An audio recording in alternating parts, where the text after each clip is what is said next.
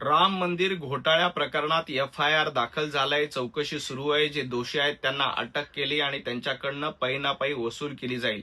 पण संजय राऊत काँग्रेसच्या सांगण्यावरनं राम मंदिराच्या प्राणप्रतिष्ठापना सोहळ्यासाठी उद्धवजी ठाकरे गेले नव्हते, त्याबद्दल काय?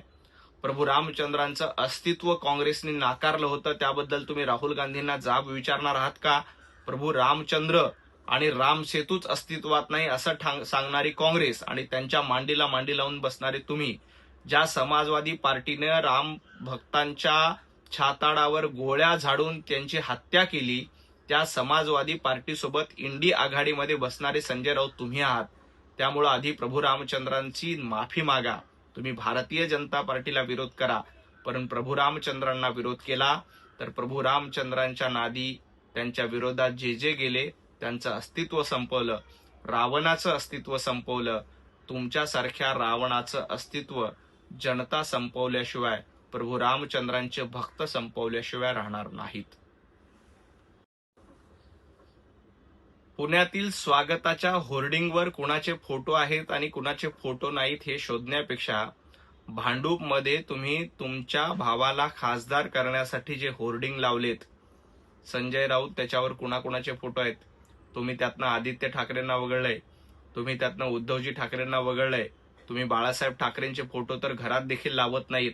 तुम्ही आता तुमच्या घरामध्ये राहुल गांधींचे आणि सोनिया गांधींचे फोटो लावताय, हे महाराष्ट्राने बघितलंय. त्यामुळे आधी आपल्या घरात वंदनीय हिंदू हृदय सम्राट बाळासाहेब ठाकरे यांचे फोटो लावा. राहुल गांधी आणि सोनिया गांधींचे फोटो आपल्या घरामध्ये लावू नका. आणि अमितभाई शाह घाबरणाऱ्यापैकी नाहीयेत. ते रात्रीच्या काळोखात नाही तर भर दिवसा येऊन अजित डोभालजी यांना पुरस्कार दिला. पुण्यामध्ये जाहीर कार्यक्रम झाला आणि पुण्यातला कार्यक्रम सगळ्या महाराष्ट्राने बघितलाय. अजित डोभाल यांनी या देशाच्या सीमा सुरक्षित केल्यात, त्यामुळे संजय राऊत तुमचा तिळपापड होतोय. पाकिस्तानला धडा शिकवला म्हणून तुमचा तिळपापड होतो. बांगलादेशची सीमा सुरक्षित करण्याचं काम अमितभाई शहा आणि अजितजी डोभाल यांनी केलंय म्हणून तुमचा तिळपापड होतो. कारण पाकिस्तान जिंकल्यानंतर संजय राऊत तुम्ही फटाके फोडणार होतात, परंतु ती संधी या जन्मात तरी तुम्हाला मिळणार नाहीत. कारण देश पंतप्रधान नरेंद्र मोदीजींच्या समर्थ आणि सक्षम हातामध्ये आहे. सिद्धिविनायक मंदिराबद्दल संजय राऊत यांनी न बोललेलं बरं. ज्या वेळेला उद्धवजी ठाकरे मुख्यमंत्री होते, आदेश बांदेकर यांच्यावर देखील सिद्धिविनायक मंदिरा प्रकरणात आरोप झालेत आणि स्वतः उपमुख्यमंत्री एकनाथजी शिंदे यांनी भर सभेमध्ये त्याबद्दल आरोप केलेत. संजय राऊत आधी आपल्याकडे जेव्हा सिद्धिविनायकचा ट्रस्ट होता त्यावेळेला भरतीमध्ये किती घोटाळा केला, त्यावेळेला दानपेटीमध्ये किती चोरी केली, याचा खुलासा आधी महाराष्ट्राला करा. अँटिलिया प्रकरणात सचिन वाझेसह इतर आरोपींच्या विरोधामध्ये आरोपपत्र दाखल करण्यात आलंय. संजय राऊत उद्धवजी ठाकरे मुख्यमंत्री असताना वाझे काय लादेन आहे का म्हणून ज्यांची पाठराखण करत होता, त्या सचिन वाझे विरोधात आता आरोपपत्र दाखल होत आहे. ज्या पद्धतीनं महाविकास आघाडी सरकारच्या काळामध्ये 100 कोटी रुपयाच्या वसुलीचं प्रकरण गाजलं, तुम्ही मुंबईतल्या सगळ्यात मोठ्या उद्योगपतीच्या घराबाहेर देखील बॉम्ब प्लांट केला होता, हे पुन्हा एकदा सिद्ध झालंय. त्यामुळं महाविकास आघाडीची रोज 100 कोटीची वसुली पुढे आली होती आणि आता त्यातल्या दोषींना शिक्षा होणार आहे. परंतु वाझे काय लादेन आहे का म्हणून ज्यांची पाठराखण करत होते, ते उद्धवजी ठाकरे यावर बोलणार आहेत का? संजय राऊतांना आज पत्रकार परिषदेमध्ये या संदर्भात प्रश्न विचारला तर संजय राऊतांनी पळ काढला, हे देखील महाराष्ट्राने बघितलंय. पंतप्रधान नरेंद्र मोदीजी फक्त इंस्टाग्रामवर संवाद साधतायत, ते लोकांमध्ये जात नाहीत, असा आरोप जनाब संजय राऊतांनी केला. संजय राऊत, तुम्ही संपादक आहात, जरा पेपर वाचा, टीव्ही बघा. काल पंतप्रधान नरेंद्र मोदीजी आंध्र प्रदेशमध्ये चंद्राबाबू नायडू यांच्यासोबत लोकांमध्ये होतं. आंध्र प्रदेशमध्ये मोदीजींचं भव्य स्वागत झालंय. जरा डोळे उघडा ठेवून बघा.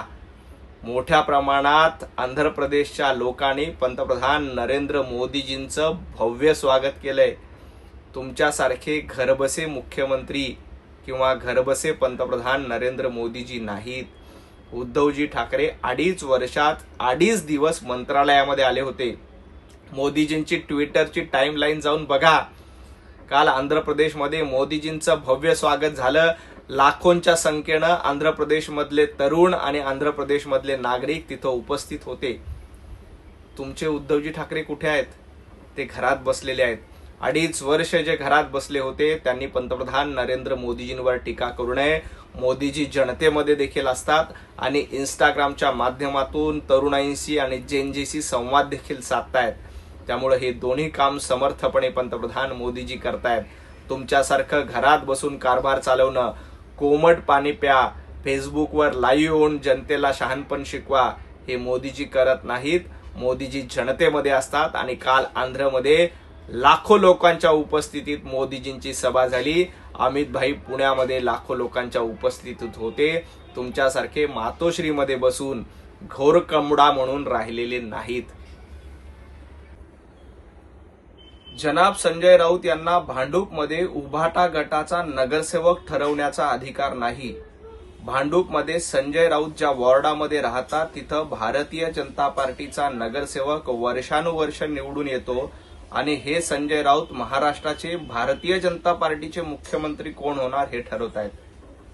जनाब संजय राऊत, देवेंद्रजी फडणवीस महाराष्ट्राचं मुख्यमंत्रीपद सांभाळायला सक्षम आणि समर्थ आहेत आणि तेच महाराष्ट्राचे मुख्यमंत्री राहणार आहेत. त्यामुळं आधी आपल्या वॉर्डातला नगरसेवक ठरवण्याचा निर्णय घ्या. उद्धवजी ठाकरे तुम्हाला नगरसेवक देखील ठरवू देत नाहीत. त्यामुळे भारतीय जनता पार्टीच्या मुख्यमंत्री पदाच्या नादी लागू नका. देशाचं शिक्षण मंत्री कोण होणार हे ठरवण्यासाठी नरेंद्र मोदीजी सक्षम आहेत आणि देवाभाऊ महाराष्ट्राचे समर्थ आणि सक्षम मुख्यमंत्री आहेत. 14 कोटी जनतेचे आशीर्वाद देवाभाऊंच्या पाठीशी आहेत आणि देवाभाऊच महाराष्ट्राचे मुख्यमंत्री राहणार आहेत. आधी आपला भांडूपचा नगरसेवक निवडा. पेपर फुटी विरोधात लोकसभेमध्ये आणि राज्यसभेमध्ये कायदा संमत झाल्यानंतर आता राष्ट्रपतींनी देखील त्याला मंजुरी दिलेली आहे. त्यामुळं यापुढे भविष्यामध्ये देशात कुठलाही पेपर फोडला जाणार नाही, फुटणार नाही आणि जर का पेपर फुटला तर त्या आरोपींना कडक कारवाई केली जाणार आहे. 10 पट दंड वसूल केला जाणार आहे. त्यामुळं अतिशय चांगलं विधेयक संसदेमध्ये मंजूर झालं आणि आता राष्ट्रपतींनी त्याच्यावर शिक्कामोर्तब केल्यामुळे त्याचं कायद्यामध्ये रूपांतर होतंय. ही अतिशय आनंदाची आणि अभिमानाची गोष्ट आहे. फक्त हे पेपर फुटीचं विधेयक लोकसभेमध्ये मंजूर होत असताना विरोधकांनी पळ काढला होता. राहुल गांधीसह उभाटा गट आणि इंडी आघाडीच्या लोकांनी पळ काढला होता. हे विद्यार्थ्यांनी आणि जेनझीनी विसरू नये. भारतीय जनता पार्टीमध्ये पंतप्रधान नरेंद्र मोदीजी आणि अमितभाई शहा यांच्यामध्ये सुप्त संघर्ष आहे असा जावई शोध संजय राऊत यांनी लावलाय. संजय राऊत, तुमचा आणि आदित्य ठाकरे यांचा गुप्त संघर्ष महाराष्ट्राने बघितलाय. भारतीय जनता पार्टीचा सुप्त संघर्ष शोधण्यापेक्षा आपल्या पक्ष गुप्त होत चाललाय, आपला पक्ष संपत चाललाय, त्याकडे लक्ष द्या. आदित्य ठाकरे विरुद्ध संजय राऊत, भास्कर जाधव विरुद्ध मिलिंद नार्वेकर हा संघर्ष सोडवता सोडवता उद्धवजींच्या नाकी नऊ आली, त्याच्याकडे बघा. मोदीजी आणि अमित भाई राष्ट्र प्रथम या धोरणातनं काम करतायत. आमच्यासाठी देश महत्वाचा असतो, आमच्यासाठी पक्ष महत्वाचा असतो. स्वतः आम्ही शेवटी स्वतःला ठेवतो. तुमच्या पक्षात मात्र स्वतःचं अस्तित्व आधी असतं.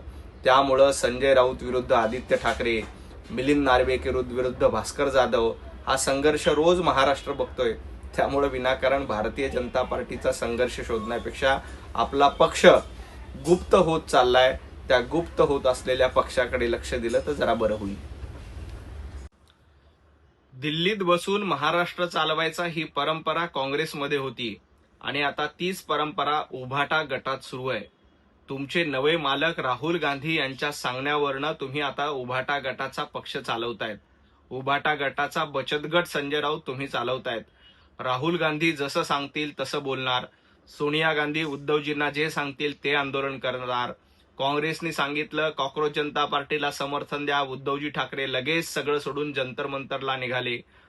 राहुल गांधींनी सांगितलं अभिजित दिपकेला विष्णूचा अवतार म्हणा, उद्धवजी ठाकरे लगेच अभिजित दिपकेला विष्णूचा अवतार म्हणून उदो उदो करायला लागलेत. त्यामुळं उभाटा गट दिल्लीतनं चालतोय. उभाटा गट राहुल गांधींच्या आणि सोनिया गांधींच्या सांगण्यावरनं हातचं कडपुतळं बाहुलं म्हणून चालतोय हे महाराष्ट्र बघतोय. संजय राऊत, नरेंद्र मोदीजी असतील, अमितभाई शाह असतील, ह्या देशाचं नेतृत्व करतायत आणि महाराष्ट्र चालवण्यासाठी देवेंद्रजी फडणवीस सक्षम आणि समर्थ आहेत. आपला पक्ष दिल्लीच्या इशाऱ्यावर चालतोय, त्याकडे बघा.